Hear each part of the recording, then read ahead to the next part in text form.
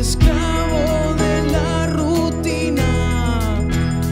¿Cuáles son los sueños que dejaste atrás?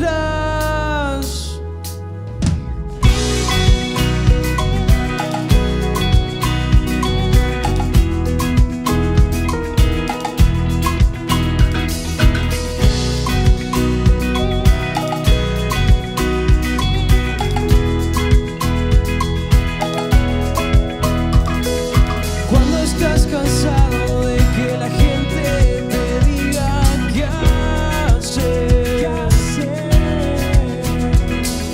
Cuando pasas más tiempo con lápices que con lo que en verdad te hace bien. Querido amigo,